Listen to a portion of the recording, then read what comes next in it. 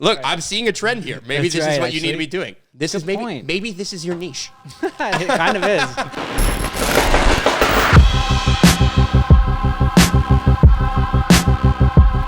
Welcome to the Superhero Academy podcast. I'm your host, Marc Angelo. So I've got an amazing guest here with me. Somebody who photobombed my workout the other day. And I was thinking of having on because I saw that you were in Montreal. I saw that you were in the area. You're a creator. You're doing tons of amazing stuff. Mark Harrison, thank you so much for being here. But before I get to you, you said something right before we hit record that I think is genius. Right here, behind this camera over here, is a ring light, also known as a TikTok light. What else could it be? I love that. I love how literally equipment has found a way to become it's known for certain things. I think right before TikTok light, it would have been a makeup tutorial light, but now you're totally right. It is a TikTok light. For sure. Speaking of TikTok, you've got a little controversial TikTok that went out there. You kind of went viral. I thought it was hilarious. I can't believe that people did not know that this was satire. But, oh, man. But please describe to me this TikTok and what was going on, what you were saying with it. Yeah, so I recently got a 360 camera. I'm going to back up a bit. Yeah. So I got a 360 camera, and there's this tiny planet effect if you've ever played with a 360 camera. Yeah. And I was doing a few of these things on posting them. I had a very, very small following on there. And then one comment was like, oh, is the Earth round or something? Or someone said oh, NASA's a big lie. The Earth is flat. And I was like, oh, this is a hilarious comment. Mm-hmm. And I ended up I was hiking in BC in the top of this big point called Black Tusk in Western Canada. Mm-hmm. And I just kind of made a joke about it. And I was like, oh yeah, for those of you who think the Earth's flat, I'm not kidding around anymore. And I had this really, really long selfie stick that I just bought on Amazon. It was like 3 meters. So I flicked it out, put it up. And I'm like, look, the Earth is truly round. I've proved it. And it just went wild. And now it's been growing steadily, for the last 3 months. It's at 45 million views, and it's basically given me the majority of my audience on there, which I'm close to 500,000 now. So it's bizarre. TikTok is just, I don't understand it. That is unbelievable. Yeah. So somehow you make this joke of a piece of content, but for those of those who are listening here who do not know you, you've got a fairly large following on Instagram. You've definitely made some strides on YouTube before. I'm just going to quickly give you a shameless plug over here because you won't do it for yourself. But your Instagram it's fire. I'm not going to lie. It's fire. You've got some amazing stuff. You've got good color coordination, which I'd love to talk to you about later. But you got some really great stuff, and you've got a YouTube channel that's doing really well, and I want to talk to you about that too.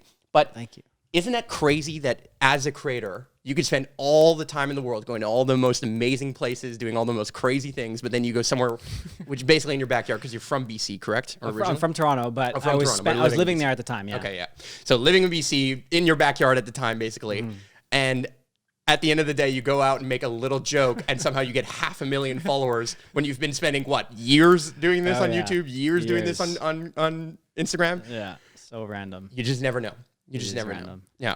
TikTok is a wild beast that no one can explain. Anyone who tries to explain it, I just can't believe them. I'm just like... I feel like it's part of it feels fake. It feels like China. Right? Everything about China feels like it's kind of engineered. You're like, is this really an iPhone? Or is it it has everything like an iPhone. It works like an iPhone, but I'm not 100% sure, And the algorithms and the feeling of TikTok is just weird. But the discovery is amazing. Oh, unbelievable. Right? I recommend it to everybody because the organic growth is there. You can grow. Yes. Whereas YouTube's good. Instagram is almost next to impossible. You can't do it. Yeah, you can't do it. Yeah. So it's TikTok's the place to go, and powerful. Yes. You've seen trends blow up, and it just creates people, brands, recreates old songs. It's wild. Loving the guy going down the street.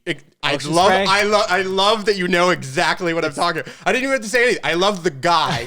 And it's dog face, yeah, 422. Exactly, 422, yeah, 420 specifically. Sorry, yeah. But I think he switched it to try and get some brand deals and stuff.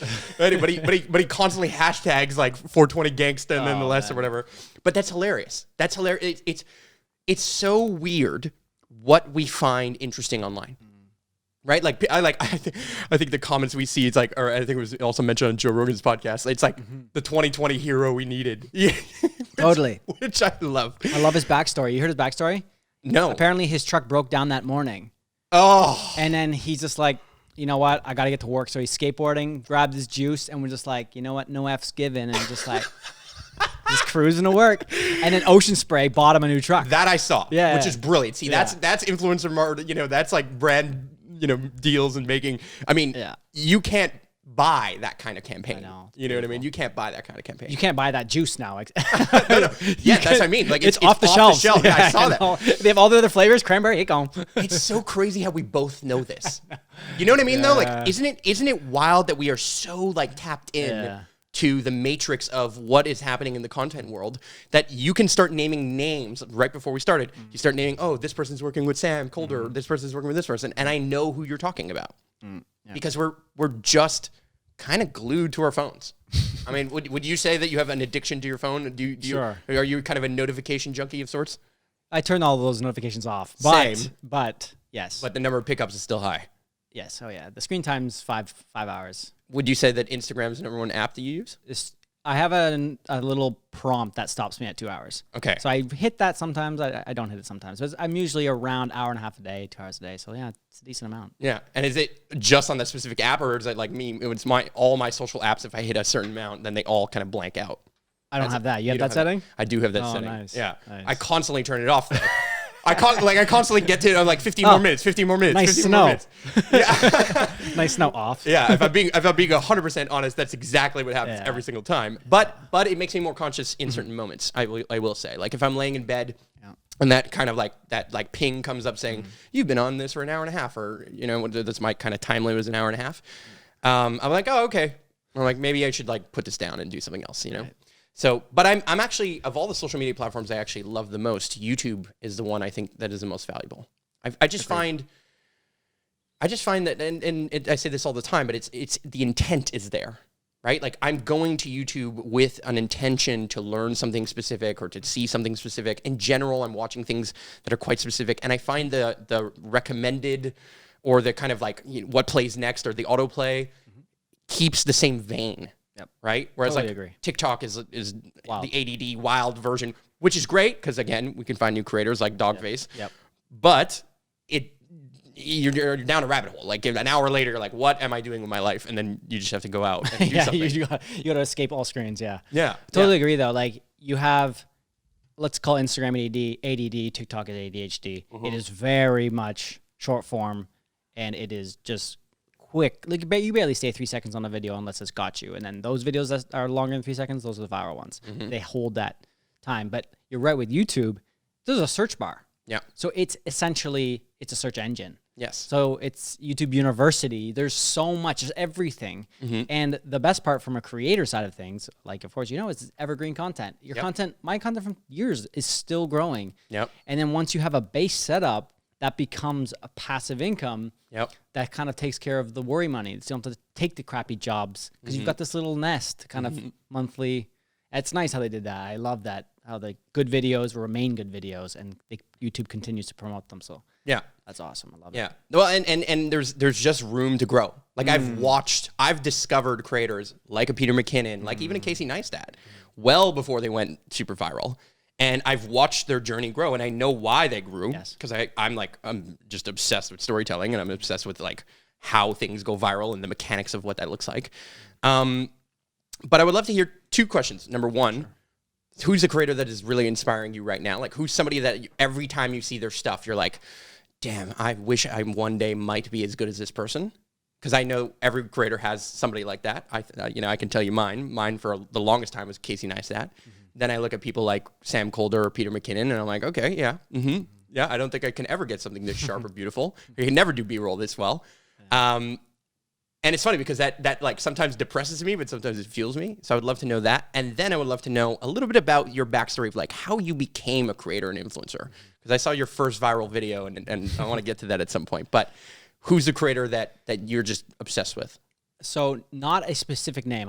One doesn't jump out at me. I'm sort of like yourself. I have a range of creators that I like pieces of their style. Like I love Daniel Schiffer, and I love how sharp he can get, but he's all like very much product inside his house. Yep. There's not much adventure.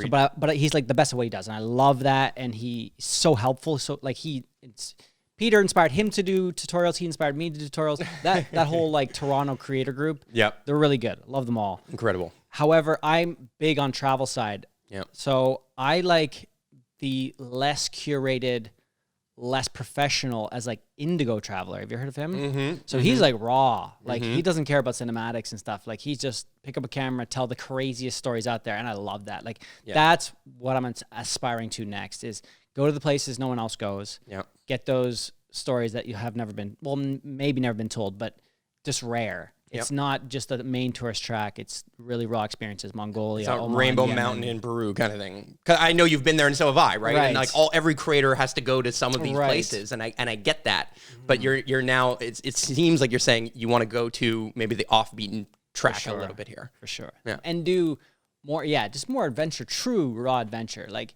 even Oraz in Peru is, I think the base of the mountain start at like 4,500 meters. Like do that trek. I mean, I know a lot of people have done that trek, but still, not many people have videoed that trek because it's like 10 days and you got to carry batteries, drone batteries. And it's not that easy to do. So even stories like that, I've seen photos, but no one really done a good video on that. So it's like those places, and Peru is not even that exotic. I'm talking more like Saudi, Oman, Yemen, all the stands, Turkmenistan, Afghanistan, whatever, I feel you. Yeah. I feel you. I actually, it was funny when I saw that you were here in Montreal. It's so rare for me to find like creators that are creating here in Montreal. Yeah, it's weird. Like I don't know what it is. Like I find we have such a creative city, but I don't know where the creators are. It's like I don't know where everyone's hanging out. Right. So when I saw that you rolled through and then somehow we're both in the same park down the street from here, and you photobombed our Instagram story, which is an amazing story. That's the best thing ever. I feel like we have to say the story. Have to say the story, yeah.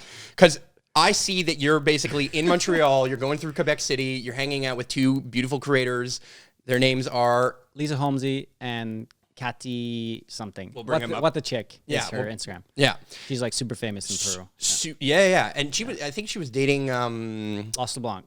Yeah, exactly. Yeah. And that's why she's here. They broke up and she stayed in Canada because Peru's really hectic right now. She doesn't want to go back. Definitely next level. COVID and stuff, Next level. Crazy over there for sure. Anyway, so long story short, I see that you're making content in Quebec City and in Montreal. You're staying in Montreal. I'm like, oh man, I would love, I'm getting my podcast going again. This is season 6 is coming out. I want to speak to creators and I want to do as many of them in person as possible because I didn't build a studio to do Zoom calls like everyone else is doing. You know what I mean? And I can still do it the better. I still have multi-angle Zoom and I can do that whole thing. But this is what it's designed for, right? I call it the story for a reason. Beautiful. Long story short, I'm doing this workout challenge. And so my personal trainer and my neighbor who lives across the hall is here. My neighbor films everything. Every exercise we do, he films everything. And he has no idea how to tell stories. And he knows I tell him this all the time. He just posts everything. But one after the other with no real storyline behind it. But he just so happened to do a time lapse or a video of us just doing these band exercises. We're all sitting on the ground and you're doing a handstand on a ping pong table right behind us, just photobombing the entire thing. And so I see that he goes and talks to you. I see that he exchanges, and I kind of took note of you real fast. But I was in my own mind. I was thinking about something else, and so I was like, oh, whatever. I'll let him connect. I'll see who it is later. But earlier that morning, I was like, I'm gonna write to you. I'm gonna see if you're down to do. Okay, a podcast. that I didn't know. Yes. I didn't know that. So I just assumed you saw the video of me tagged in it and you're like, oh, sick. This guy's a creator. Let's reach out. No, I had discovered you a few days earlier. That's so cool. And then I was going to write to you that morning, but then we were doing the workout. So I was like, oh, I'll do whatever. I'll do the workout and I'll reach out to you later. You know what I mean? And I was going to set up on one of these Wednesdays basically or something like that. And well, here we are on a Thursday. That's so good. But that's, I love the internet. But even think that wasn't even the internet. That was kind of the internet, but it was like us at the same outdoor gym because gyms are closed in Montreal. Yeah, and I end up in the background of a video on Instagram. I'm like, I told my roommate when I got home, like, this is the funniest story. I was in his video, and now I'm going to do a podcast. I love it. This is great. Absolutely love those kinds of stories. And those are the offbeat track stories. Sure. You can't do this without some of these weird things that are playing out in the world right now, right? The pandemic has changed the way that people are operating, and it's making us kind of see the world differently. I mean, I'm sure it's keeping you in Canada a little longer than you normally would be. Same here. Yeah. Haven't traveled since New Year's, basically. I normally travel 5-6 months out of the year. So the idea of being grounded, how has that felt for you? I mean, are you planning a trip now? I mean, it seems like things are only shutting down further with the second wave going on. How is this landing for you right now? Initially it wasn't bad. I was in, if we back up, I was in Colombia in February. Okay. And then all the stuff every day was new information. So I was like, okay, I'm going to go home. And then I think March 20th, I ended up going home. I stayed a couple weeks in Medellin, Colombia, and I was like, this place is amazing. I want to stay here. And it's a good international community there. It was awesome. But then I was like, oh, whatever. If I get sick, we didn't know how bad it was. It was there's like just fear mongering everywhere. So we're like, you know what? I'm going to go home. I want to be home. And I'm glad I did because it was a long time and it was good to be home. Yep. I did get COVID though on the way back. Yeah, really? Yeah, so I got it. And it was officially. Got tested. Tested and everything. Got tested, yep. Wow. And it was 10 days, like, it was pretty bad. Wow. Fever for like 3 days, but then ultimate fatigue for like 8 days or 7 days or something. It was like the full 10 days of sickness. But you didn't fear for your life? No. Yeah. It's just... You didn't feel like it went to that level? No, I never had any lung issues, never went to the hospital, nothing like that. The only thing I was scared of is I was quarantining in my parents' basement. So I was afraid of giving it to my parents. So that was my genuine worry about the whole thing. I felt fine. Like, I knew I was going to be fine, but... Yeah. Luckily, they didn't get it. So did you make a video about that? I did, yeah. I think I saw that. Amazing stories. Wearing like a gray sweater or something. Probably. I only own 2 sweaters. So. All right. This is amazing. This is great. My brother here behind the scenes doing our version of the Joe Rogan Jamie. That's hilarious. Oh, that's so good. Okay, so you come back. You're in your parents' basement. Once that was over. Once I was done being sick, like it was a kind of a tough recovery just to be in the basement for so long. I think I was I was in the basement for a week until I got symptoms. So then it was 2 weeks to kind of recover from that. And then I stayed down there for a bit longer just to be safe because I wasn't sure. Yeah. So it was like 24 days of being there in the basement. I was like, so it affected me a little mentally. Clearly. But I pulled out of it after like another few days and it was good. And I didn't mind the downtime because I had a bunch of stuff to edit. I had a bunch of tutorials to edit. I knew where I was going to go for like however long it took, 3 months or whatever. So it was fine. I didn't mind. And the workflow was pretty good. And then eventually June hit and I just went west. So I filmed some videos in Western Canada. So the Rocky Mountains, then went to BC, and BC's where that viral video went off. So it's been a good year. And then I spent the last 2 months here in Montreal. So I have a few friends here. My best friend lives here. So I'd love, first of all, I'm trying to meet more people in Montreal. So I want to meet more people in Montreal. Yeah, you owe me some introductions for sure. Perfect. That's a great story. Look, I haven't met that many people who have it. Although everyone who I know has had it is somehow a videographer.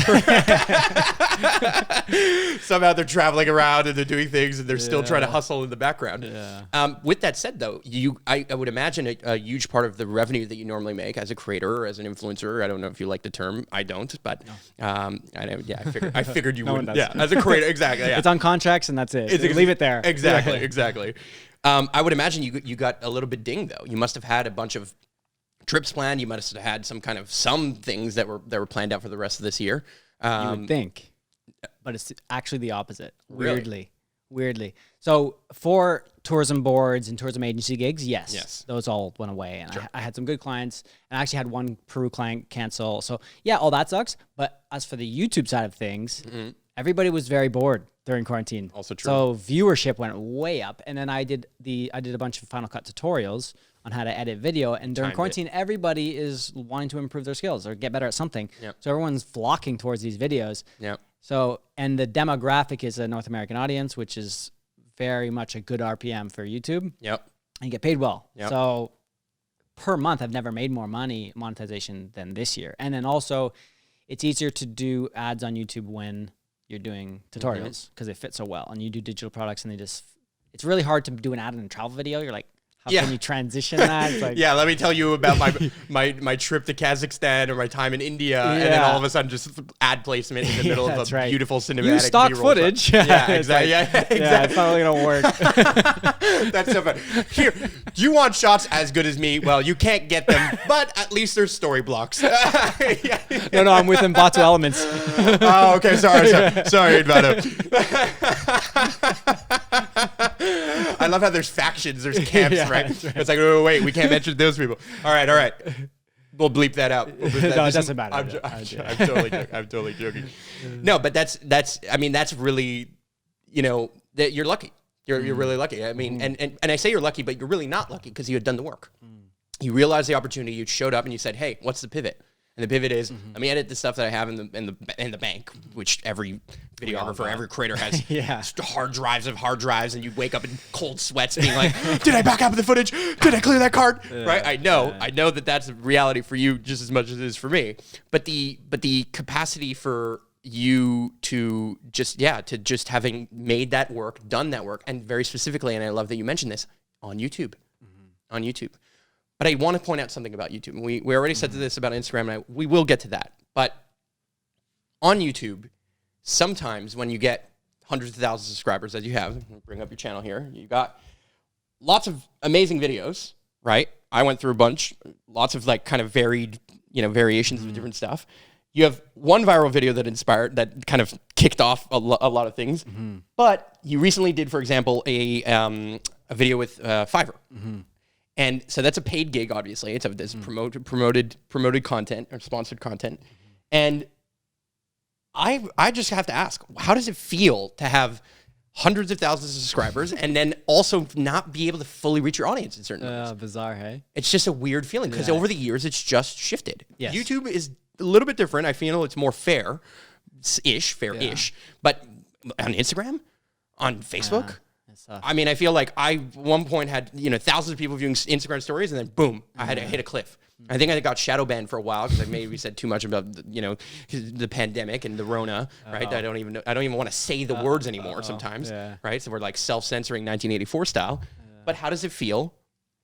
Because it's a weird feeling. It is a bizarre for sure. Like, what do I have? 173,2? Yeah. 173,000? Yeah. It's like that number sounds great, and then you look at the latest video and it doesn't even have 3,000 views. I was like, what? 2.3K views in like 4 days. Yeah, it's like, how did that flop so hard? And I think, I don't know, you just got to understand the way the app recommends videos. It really doesn't matter per se the subscriber number. Yeah. It just matters who's watching and The are they click-through rate. continuing to getting recommendations. Like every one of my Final Cut tutorials do super well. Yeah. So everyone's honed in on those right now. And also when I do a travel video about a certain country, like overall country, they all do really well. Yes. So it's like what I think I'm doing wrong. And I met Chris Howe in February as well. We were shooting a video in our shooting for Tourism Board in Vegas, shooting some content for them. And he looked at my channel and he's like, wow, awesome channel. He's like, I think you're spreading yourself a bit thin.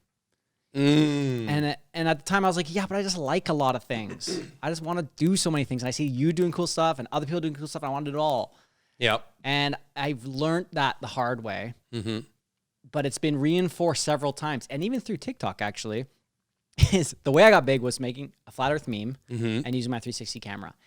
If I don't make a video about flat memes or 360 camera, it will literally die. It won't even show up. Like it will die so hard. Like I almost have 500,000 and it will not even hit 5,000 views. Wow. Like it just if you go off brand, if you go off, it's not going to work. This ruined my Instagram. Right, I went viral in Brazil. I've got a bunch of people in Brazil now. I have no idea what even happened. And now I can't penetrate. I can't grow. I can't like make the content go further. So I fully hear what you're saying. And that's it. I think that's what the hard lesson I had to learn this year was, and for anybody who ever asks, like, oh, how do I grow? I'm like, you just, do a smorgasbord of things. When one video does well, stop everything else. Yeah. Do the one thing and just do it really well. And just keep doing it. And look at all the guys. Do you know Harry Tate on TikTok? I don't know. Okay, he just dances with these little glasses and it's funny. Yeah. And he has just hundreds does it of 1,000 videos. times He must be over. so over it. Yeah. But it's hilarious, and I find it hilarious every time because you see them once every couple of days, and you're like, haha, that's great. And you gotta remember, like, on why are people watching? They're not watching for, like, I think I have some productivity tips on that. Like, they're not watching for productivity tips, They're yeah, but I get why you do it because I have the same problem, right? Like I'm so interested in a lot of different things, and then I've made a ton of different content in various categories, and I just haven't popped in YouTube because I'm like really now the first time I'm really starting to put time and energy into it. But what I've started to realize is I can start doing tutorials, and there's a hack, there's an insider tip here for the people who listen to this podcast and go deep. One of the things that I would do is I would actually take some of the money that Fiverr paid you and go and promote this video as a sponsored video, as a like suggested video ad for like against Daniel Schiffer's Fiverr video. So true. I made I did a Daniel Schiffer B-roll challenge thing. Okay. And I actually did one that was like super amazing. And the ad got like, it just didn't get approved for whatever reason. Cause they thought that it's wine. I had a wine thing and they thought it was blood. I was like, it's just wine pouring in a glass. I don't understand. Anyway, but I did 2 videos. One about Daniel Schiffer. He makes this like a cake pan light. Yeah. So I just tested it. So I was like, let me put it out, make it thumbnail. You have his face in it, have the whole thing, like do all the thumbnail hacks, all that stuff that you and I both know about. And let me just do not a pre-roll ad, not a mid-roll ad, just a suggested video ad specific to that video where he talks about the cake pan light. So they finish watching this video. The next video, the ad is for my video in a sense, right? And they have to click it with intent to watch it. Right. It gained. I put just a couple dollars into it. Got penny views or penny US cent, 2 cent views. Let's say Canadian dollars. Yeah. 2 cent views, and I was able to gain a little bit of traction. And then once it hit a little bit of a threshold, now it has a little bit of momentum. Really? Yeah. I would consider hot it. tip. Yeah, hot tip. This podcast is meant to because I love this podcast for me. What I'm doing now is telling stories. I agree that you have to find a niche and really stick with it. Yeah. But it kind of sucks though sometimes. Yeah. I mean, because I'm trying to keep it all travel. Yeah. But there's photography, there's videography, and there's video editing. The video editing is probably the farthest away from travel. I mean, I'm video editing travel videos, so it's kind of close. So I feel like I'm sort of on brand, but yeah, some videos just don't do well. And at the end of the day, I just keep my expectations super low and whatever. If it does well, then I'm stoked. And if it doesn't, I'm just like, well, I expected that. So where you think you're going with this? Because it started with you going viral, basically like you could tell that story. You could talk a little bit about that video. Well, yeah, I could back up a little. I could bring it up even. So I was living in China for 4 years. Yeah. So I studied to be a teacher. Yeah. And then I went traveling for a year, fell in love with traveling, and was like, how am I going to do this kind of full time? Yeah. And then I guess we can just watch this video. I mean, so those who are seeing this, this is what this looks like. I mean, it's you on the edge. I don't have to play the whole thing, but I'll skip to the end here. I love that you do this. You unclip. Don't need it. You literally leave us on a cliffhanger. I love it. I love that. But so yeah, you're in China. You're doing this stuff. Yeah. So that video was 2015. I think my second year in China, and it popped within less than a few hours. It was already 250,000 views. Like, I think it just went really fast, really fast up. Okay. Or maybe the first day. I don't know what it was. It was 250,000 views quickly. Really, really fast. 2014 or 2014, I think. Yeah. Yeah, I think it was 6 years ago. Yeah. And right away, Jukin Media. Yeah. They're a viral video company. They basically license videos, and they're like, "Whoa, cool video! Can we license it? We'll take 30%, give you 70% of the profit." I'm like, "What? You can make money?" I'm like, "What? Of course, of course you can have this video, and you're gonna give me 70%." Yeah.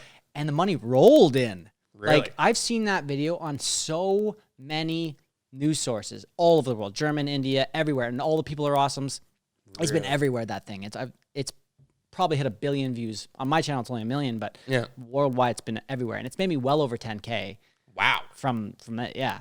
They've that collected little clip made you 10K. Oh, well over. Yeah. Isn't it crazy that you have 1 billion views and you only made 10K though? I don't know. That's also, I know. Yeah. I'm just saying. I don't know if it's actually 1 billion. I know, but I'm saying a lot of views, right? Like, I mean, like you said, it's been clipped, so it's not just your video that got seen, but people have seen little pieces of that. I've probably seen pieces of this watching YouTube unconsciously in beta wave state, right? But I mean, that's beautiful. And it's beautiful that kicked off. I had 0 subscribers. Yeah. It was me. I posted my travel memories from 2012 on YouTube just for have somewhere to store them. Sure. Never lose them. Yeah. I posted that. It was like, boom, went viral. I got 300 subscribers. I'm like, 300? Oh, what? This is like, I have a real audience now. Yeah. And then I was stoked. I'm like, well, and I made money. So I was like, well, you can do this. So from then on, I was like, wow, this is possible. And I sort of shifted gears. I still taught for another 2 years after. Okay. But had to focus on developing photography, videography. But you were teaching English. No, I was teaching at a Canadian school. Okay. So I was teaching high school. I was teaching marketing, some IT, some computer stuff like design. In China. In China. Wow. Yeah. My brother spends a ton of. My brother's actually an English teacher. Well, English, French. He's learning languages. He's doing a bunch of stuff now. Cool. Yeah, that's super cool. That's a great weirdly story. After 2 years of teaching, I moved in to be a vice principal. Wow. Yeah, by really? 28, it was random. Yeah, basically, my good friend from my first year of teaching, he got a principalship at this one school. It was in a smaller city in China. Yeah, and he's like, I need a vice principal, and he's like, you want to do it? I'm like, what? Vice principal? I'm like, I don't have experience for that. I don't have my master's. He's like, it's okay. He's like, we'll make it work. Yeah. So I did that for 2 years, and then mid 2017, at the end of the school year, I just went, all right, I'm done. I'm gonna dive full in. Nice. And at that time, I'd been building my Instagram through like doing Shanghai roofttopping. That's when roofttopping was big in 2016. That's when I met Sam Calder. We shot on a bunch of rooftops then. It's like, God, it was rolling then. So I love how your career has these cliffhanger moments where you literally are going to high places and just getting into precarious scenarios where anybody who's watching on YouTube is just like cringing on the background. Yeah, I see a thread here. I see a common theme. Maybe we should go hang out at the edge of some cliff somehow. Totally. We'll go viral. Tallest building in Montreal or something. Yeah. I mean, it happened on TikTok. It happened. You were on the edge of a thing, and it was like, look, I'm seeing a trend here. Maybe this is what you need to be doing. This is maybe this is your niche. It kind of is. Chris Haw, this is what you didn't say that I will say to you now. You have to go to the edge of cliffs more often. There it is. There it is. I haven't done it on YouTube in a while, so it's time. Get back on high places. You could message the guy there, Birkis. He's the main guy in Russia, right? He's in China, but he's a Russian guy. That's right, Birkis, and also Oleg or something like that. Yeah, they're both the 2 Russian guys who climbed the Shanghai Tower before it was built. It's terrifying and yet like amazing. Like I can't like keep my eyes off it. Right? Yeah, it's a lot of fun. Buildings are way more fun than cliffs because cliffs are genuinely scary. They could crumble. Yes. And they do crumble and people die. So it's like, that's, but rooftops, they're designed to stand. They're not going to crumble. Yes. And I'm not going to hang off of it either. So I'm not that insane. You're not going that I'm level? I'm not going to hang off. So I've managed over the time doing it. Weirdly, you can overcome fear of heights and you can come to the edge. Like you can stand on the ground and know you're not going to just tip over. Yes. Like you're not going to lose your balance. Yeah. So if you understand the same thing on the edge, it's like this cool moment of presence that you're just like, I'm here. I can't think about anything else. I got to be right here. You have to be super present. Yeah. And you're just there. It's cool. And have you ever read the book, The Subtle Art of Not Giving a Fuck? Of course. He talks about that in one of the chapters. And I finally read it. And I was like, this is the feeling I've loved so much. I feel vindicated. Like I feel, or validated, sorry, not vindicated. I feel validated. Like someone put into words what I was feeling. So I was like, yes, and I'm not just crazy. Everyone calls me crazy. And I'm like, yes. Yeah, I mean, you got to be a little bit crazy. Yeah. I'm not as crazy. Fair. Yeah. No, some people push it to the edge. The people who are running and like doing parkour, doing handstands on the edge and stuff, or the people who like hop from one thing that I can't believe some people do what they do. And yet it's so funny because I think a lot of people who have normal jobs, and I say normal jobs, 9 to 5, working in an insurance company or car dealership or whatever it is, they see the life that you have and they're like, wow, this is amazing. This is the dream. I would love to travel the world. I'd love to get paid to go to tourism board, to go to Vegas or wherever you've been, right? Paid to go to these different places. But I also know that there's a lot of like suck within it. And so I'd love to hear a little bit of that. Like you can tell me a lot about the beautiful places you've been and great stuff, but this is a podcast about the real deal. What is the hardest part sometimes about being a creator, traveling, and kind of the niche that you chose, which is I have to go to some crazy place and I have to get there at sunrise, which means you have to be kind of walking or trekking sometimes before sunrise to get there. I've never minded any of that. Sure. I've been with people who have like, oh my goodness, we got to walk so far to go see a sunrise. I'm like, well, that's the enjoyable part. Like I love the hike trekking. I love being adventuring. I love the shooting. That doesn't feel like any work. It's just the laptop time. That.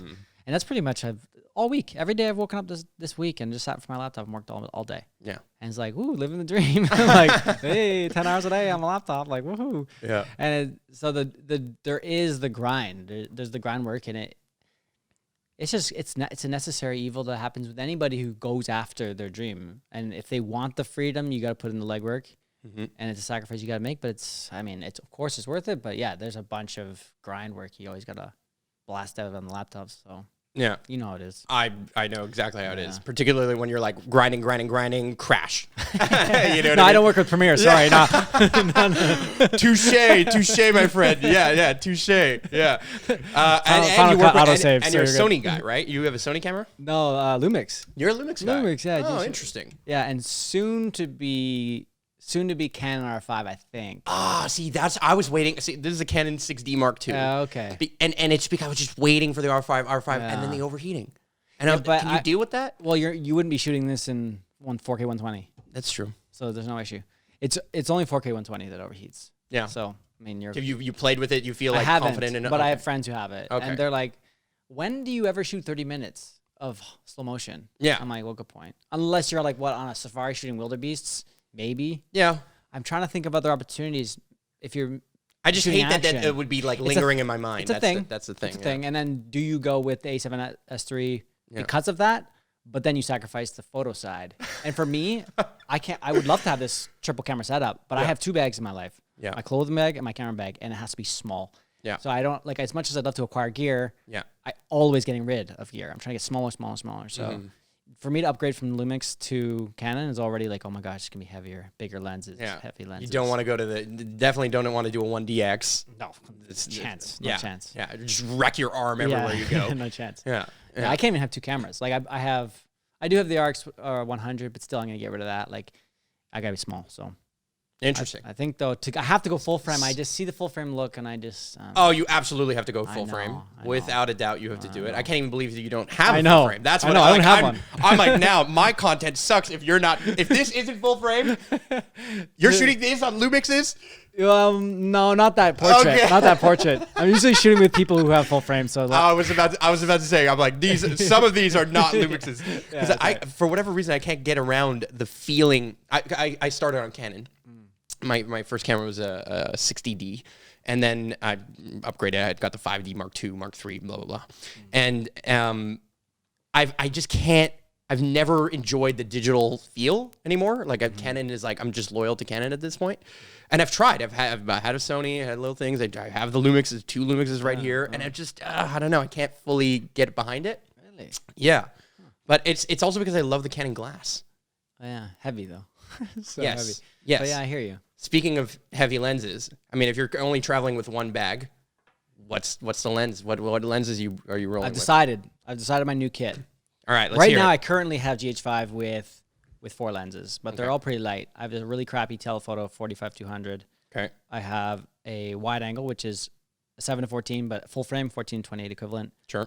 A 24-70 equivalent. Yeah. And I have this 85 Noctitron 1.2. So that's my nice portrait lens Yes. for Lumix. It's pretty good. Yes. Pretty good. But 85 is pretty tight. Yeah. So that's my current setup. But with the Canon R5, it's going to be the 50 1.2. Yeah. The 15 35, and then the 70-200. I think that covers it. That's it. I think it's a fairly good spread. Yeah, Yeah. covers it. I'd love to have the 2470, but it's Heavy. It's too heavy. Yeah. Whereas 4 lenses, I won't be able to do it. It's too big. Yeah. My go-to, if I had to have one lens, it was 2470. Yeah. If I had to have a Yes. single lens, 2470 would Yes. be the other. And if I had to pick a second, I would probably do a 50. Portrait, right? You want something portrait. Yeah, that's something that's like 50, like, because I can't do an 85 because then I'm stuck. That's right. Like if I end up in front of the Eiffel Tower or something massive in front of me, or a big view, a big, like a big vista of some kind, and then I've got an 85 and someone's like, oh wow, you must be a professional photographer. You have thousands of views. Can you take a picture of me? You're like, Can you take a picture and you've got an 85? You're like, got your no. eyeball? Yeah. I got your eye. Yeah, I've got this one little piece over here, Macro. this beautiful background of Lake Moraine in the background over here, or whatever it is. But I've got your face. I've got your face. Yeah. Amazing. That's amazing. I'm surprised. I'm surprised that you're still rocking the Lumix. Yeah. Lumix did a bunch of full frame cameras, Yeah. and I was very tempted. Yeah. The S1, the S1H, and their newest, smallest one, I think it's S5 or something. So I would still consider it. I've reached out to them so many times for a partnership, Yeah. but You get Canon. You know some people were working with Canon.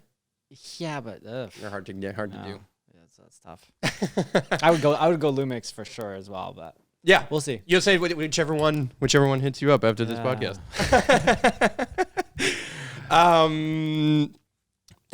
I love that. I love that you're keeping it simple. I love that you're keeping it simple. So what's another tool in your camera bag that everyone needs to know that you have? Like, what's like a secret weapon? Lately, it's that 360. 360 it can be so cool. It sucks underwater. That's the only thing it's bad for. It doesn't work underwater. But for that quick action experience, we had action cams are good. They're good for one thing. They're good for action. Yeah. You can stick them on anywhere, cars. You can stick them out of helicopter. Like, well, not helicopters. That's bad example. But you can put them like paragliding. And you go. Right, you can have them anywhere, right? Yeah. Outside the window of your car. You doing that GoPro style? Yeah, you can have that angle that you can't get with DSLR. With anything else. And it's really wide. Yeah. But now you have this 360 camera, and it's just a way cooler GoPro. Yeah. Because you can get this way alternative angle. And you can film the whole globe, like the whole world, Yep. with a single pull. So I'm loving it. I don't use the GoPro anymore, really. I just go all. It's a bit annoying because you have that extra bit of post processing. Yeah. So that's annoying, but it's a lot of fun, and it takes the selfie stick away. So that's pretty cool.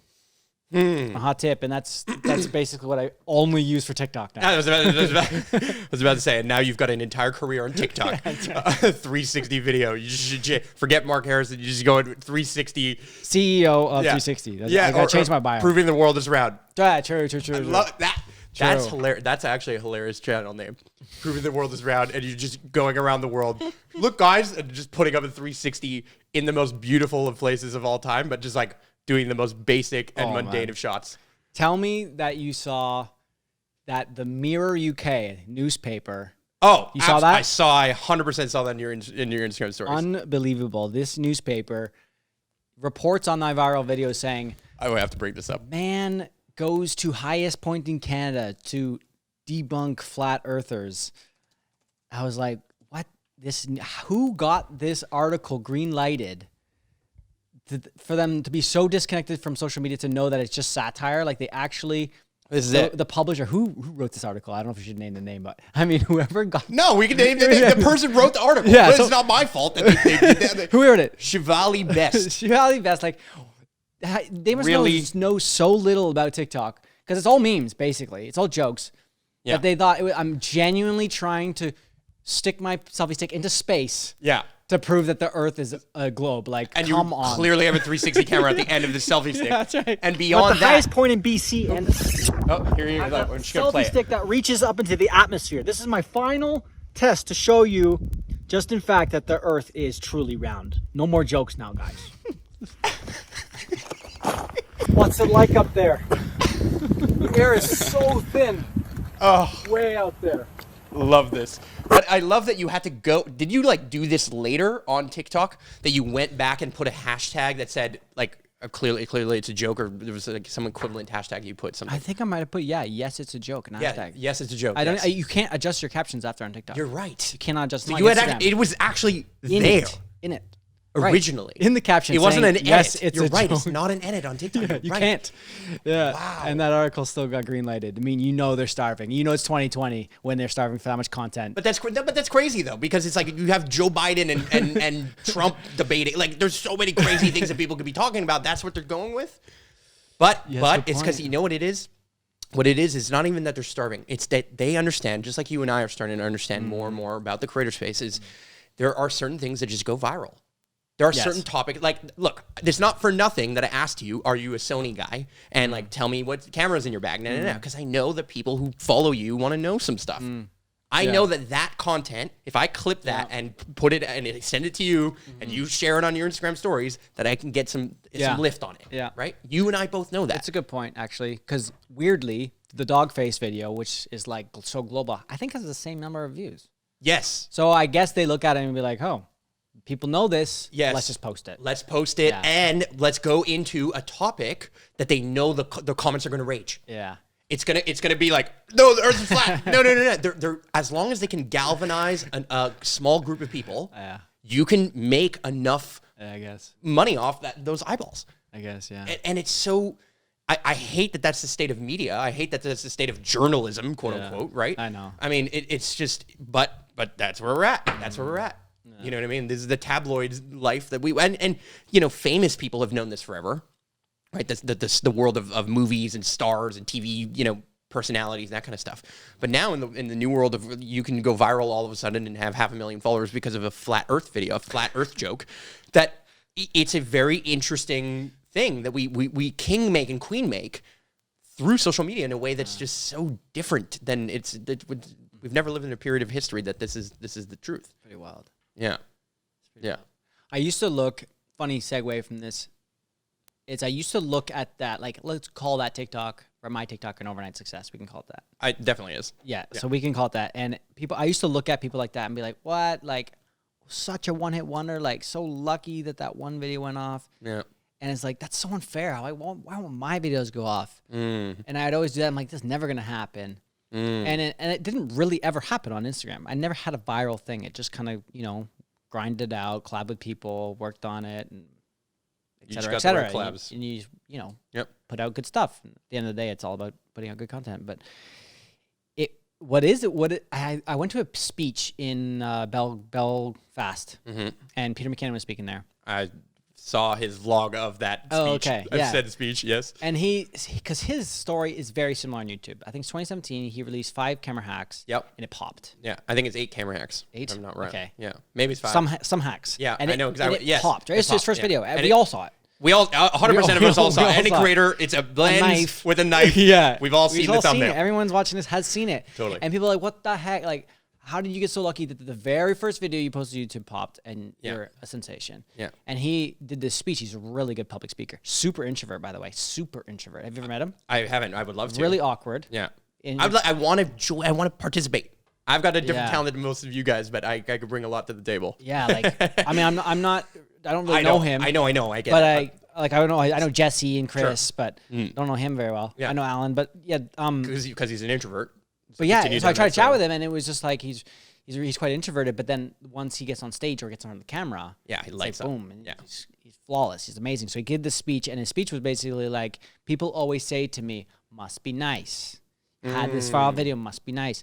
And he's like, well, and then he dove into his backstory about how he spent 5 years at Henry's. Yes. Spent He blah, blah, blah understood here. cameras. He Been made dedicated his tons of entire videos. life. Yes. And then when he finally was ready to create, it was amazing. And his first video, it was really, really well done. I agree. It was flawless. It's like He had the a same perfect quality thumbnail. then Yes. that it is now. It's He had a great amazing. thumbnail. He had a great title. He did everything that you're supposed to do on YouTube. All right. And I guess the point I'm getting to is that I was started on TikTok probably last October. Okay. And I was grinding. I was like going 2-3 videos a day. Making dance videos and everything. Yeah, all the dance. No, you're just doing handstand videos. I was doing everything. I was throwing everything at the wall to see what would stick. But I was like slowly growing. I was looking around 60K or something. Okay. And but I was going hard, like 2-3 videos a day every day, like really going. I understood there's value here. Yeah. There's organic growth here. I'm gonna go hard. Yeah.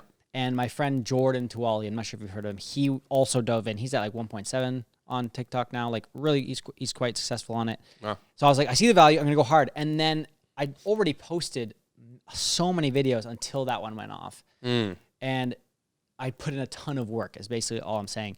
And I guess the message I'm saying behind it is you can see the one viral overnight sensation thing and be like, oh gosh, must be nice. And while those do exist in some cases, for example, like Dogface's video, like that, he wasn't anything before, wasn't a creator, and now he sensation. Is in most cases there is a dedication of like life, years of work to get to the one thing. And I always tell people always ask, how do you build an audience? And I say, well, like you just, as long as you work, and as Gary Vee says all the time, you just you work, you adjust, and eventually something's gonna work. You stay consistent.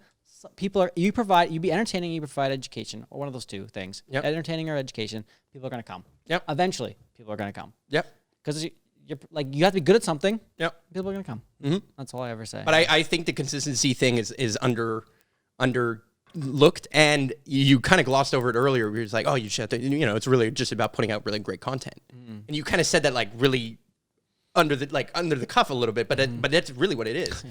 It's like it does take an enormous amount of time, and the feeling of you making this content and then publishing it sometimes in front of your audience that's supposed to be hundreds of thousands or whatever it is, and then sometimes it just flops. Yeah, that's right. And then you think about it like, what was I doing energetic? Like, was I really going after the right thing? Was I really doing the thing? And then you start doubting yourself, right? Maybe I should do this. Maybe I should try the podcast. Maybe I should do, you know what I mean? And I've been in that rabbit hole multiple times. And I feel like I've been pigeonholed by certain moments where I had virality, but I went viral almost like for the weirdest reason.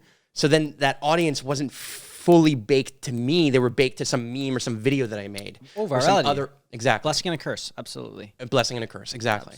See, I would only like to go viral in the way that he did because he put in the work, but he did the thing, but it was still him speaking. Yes. It was still him delivering what he's passionate about and what hacks that he had learned.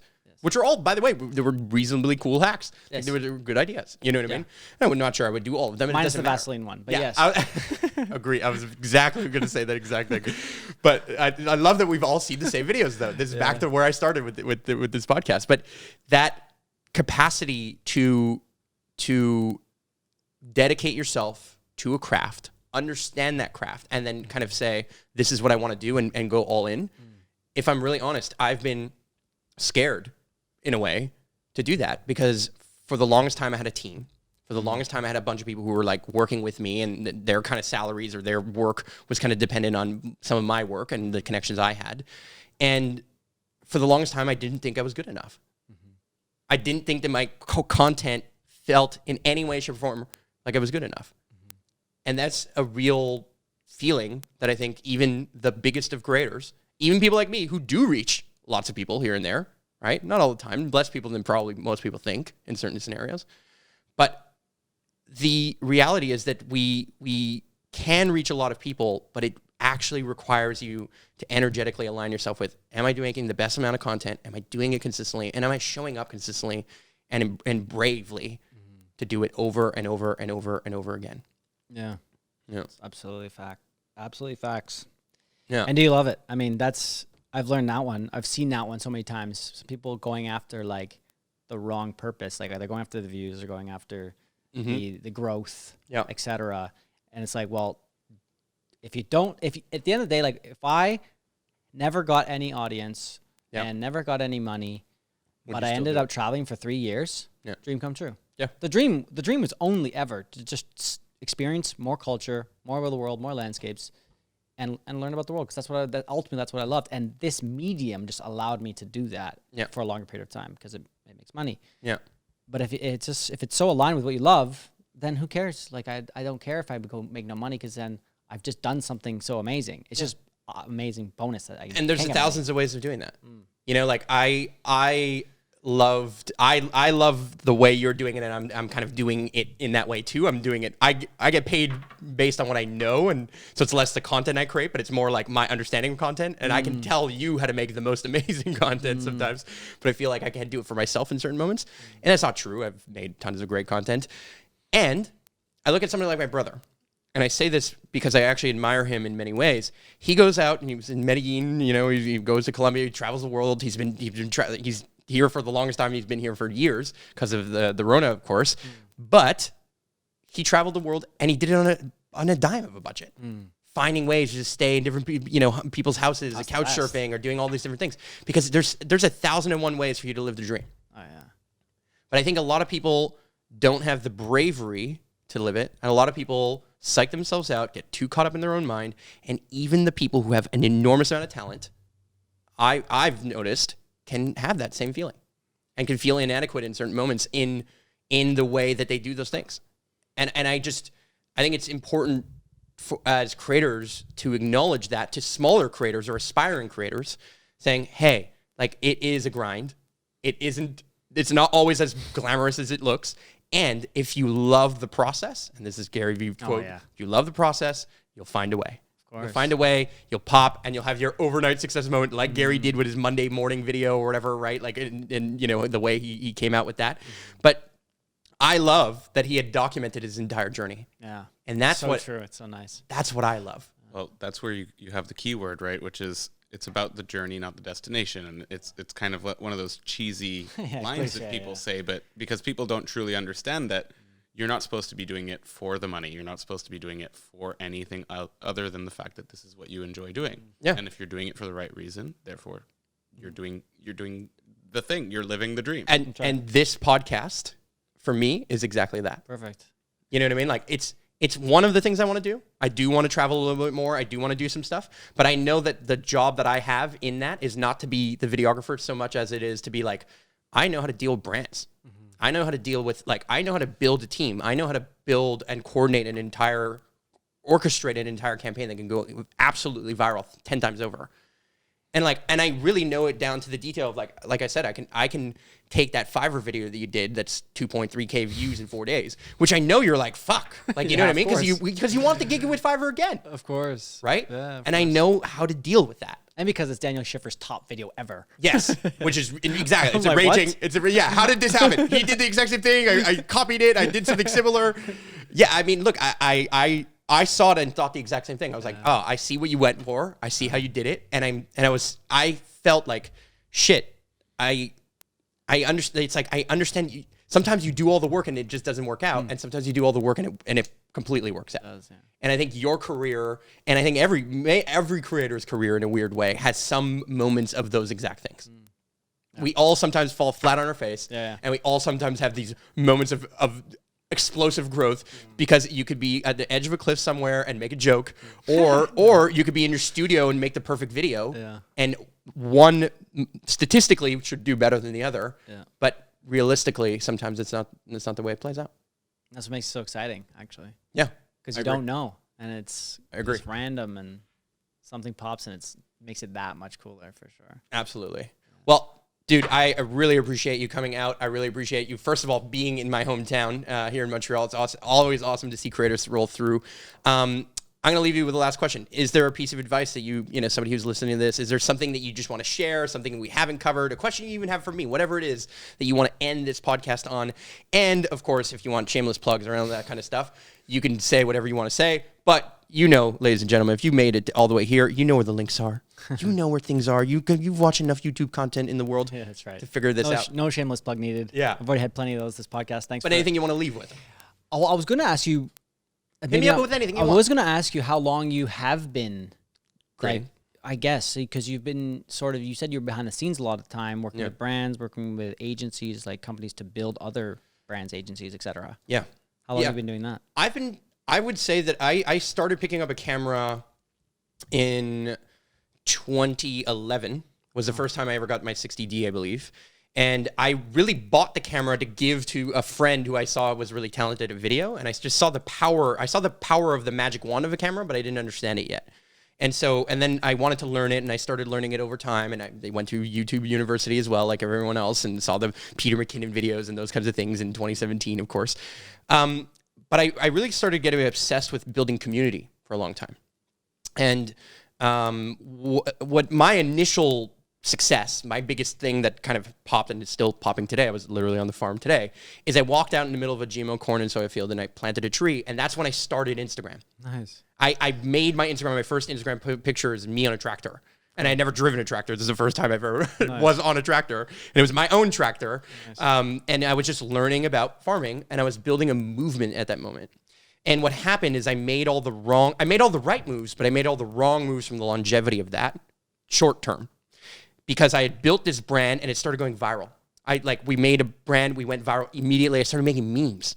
I started making quote memes before almost anybody I know was doing it. And I started sharing them, and I was getting them on High Existence and Collective Evolution and all these places that are all being censored now because of the way the politics of the internet nowadays, because they've spoken about things that are too, touchy, or they point out things that I'm not going to say on this podcast because I don't want to be banned for no reason and shadow banned, which I have been. I know I have been, you know what I mean? Because I know that people were looking for my content. Unless they typed in my name, they wouldn't see it. And it's because, and that's a whole other rabbit hole, but that's actually why I started the community. That's why I started the farm. My goal was to build the school I wish I could have gone to and the community I wish I could have grew up in, physically and digitally. And so Superhero Academy is exactly that. But it really started with something called the Valhalla movement. And Valhalla is the name of our farm. It's an aspirational space where creators, influencers, people can come together. Now, this was before creators and influencers was even a word. I knew that a physical location where we can rally talented individuals to spread their unique gifts to the world, to bring their version of their unique talents forward, and have a playground, a sandbox to actually try those. Well, that's exactly what Valhalla is. I walked out into a cornfield and I knew nothing about planting trees. I knew nothing about sharing stories. I knew nothing about Instagram. I knew nothing about video. I'd done some of it. Amateur, basically. Well, amateur and with some professional gigs, but getting paid $200 or whatever. I remember a Halloween shoot that I did probably today, same date, right? In the end of October. years ago where I got a gig off Craigslist, and it was the most cringe gig I've ever done, but I had to do it for the money. And I had to do it, and I found a way to grind through it. And so I've been a creator for a long time, but my talent has always been to build the team and to understand all the capacity, all the facets of launching content. So it's not only like I understand everything from web design and development and branding, colors, and dealing with corporate, dealing with all these people, even though I've never worked there in corporate or anything. I've never worked for another agency. I've only run my own. I also understand I could speak aperture. I could speak ISO. I can speak camera. You can name a piece of gear and I know exactly what you're talking about. So I spoke creator. And then I also spoke social media managers. I spoke Facebook ads. I spoke organic distribution. I spoke second in command. I spoke to, and then I found and I saw and I could recognize talent early. And that's my superpower. My superpower is understanding other people's superpowers and being able to combine them. So I'm kind of a Professor X kind of like character, if I had to say what kind of, in terms of the role that I play within community. And then the role that I play within me and what has stopped me in certain scenarios is I've played the martyr. I chose to martyr in certain ways, but I also chose to fractionate my brand when I had built so much community, but because I was one of the characters that was making the most amount of content, I started getting hate from my community, like not the people who were watching, the people inside the physical community that we were building, the farm and all that stuff, because they wanted to be on camera too, but they weren't ready. And they weren't willing to do the work. They weren't in Photoshop. They weren't in Premiere. They weren't in, I was using Final Cut 7. You know what I mean? Like this is OG. You know what I mean? Like, so I was doing that work and I was growing the brand and our YouTube and all that stuff was growing. And I made a ton of content under that brand. And I just had to pivot into my own brand. And that's what Superhero Academy became. And then that became a community and that became a team. And now I'm pivoting out of that in a way, and I'm leaving it alive with this podcast and just making free help content is what I call it. So tutorials or, that kind of stuff.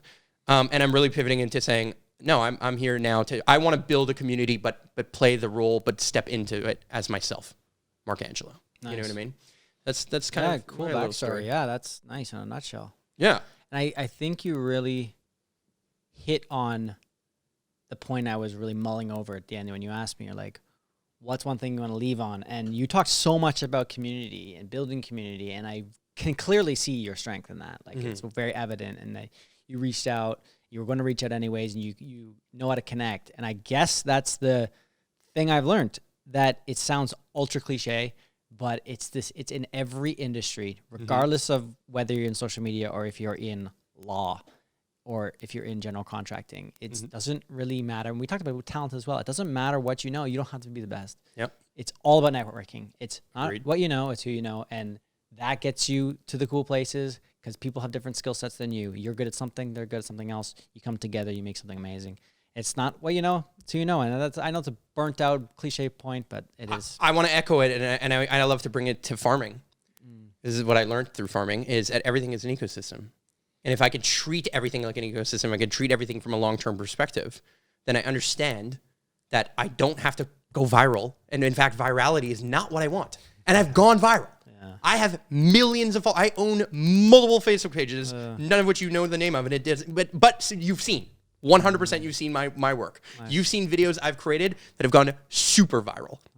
Goldcast videos that I took a piece. I was going to do something with my friend, for example, Adam Roa. He makes this speech, and I submitted it to Goldcast. We did a text over video. He had made it. He had like 4,000 views on it. Then we made a text over video, got 400,000 views. Then somebody stole our video, reposted it. It got 4 million views. I took that, submitted it to Goldcast, and said, "You guys should post this." And it got 200 million plus views on Facebook, which is huge, right? It's TikTok massive. Is another thing. It's massive. It's massive. Wow. It's massive. And so I've done this and I understand it. And now I just get to I get to get past my not good enoughness in the content side of things. I get past some of these other things and I can show up in the way that most people don't have. I don't see this podcast very often. I don't see the behind the scenes of like what actually happened. I don't see the origin story. And you know how I know that's true? Because when I asked you about it, I'm like, hey, do you have like an origin story? Do you have a story where you can tell me a little bit of how this happened for you? You're like, actually, I don't. And you had to go to Belfast to see that speech with Peter McKinnon. But it's funny that he doesn't have a video that talks about that.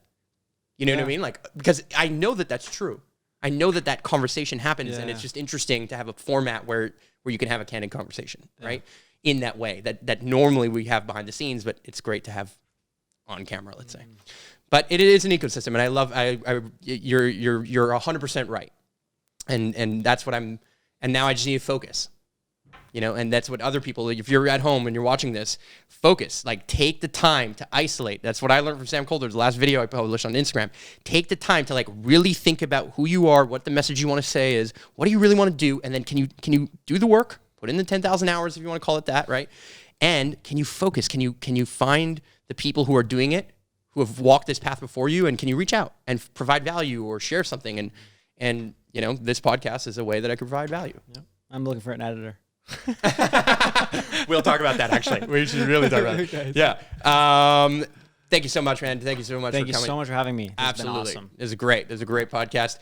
You know where the links are. See you in the next episode.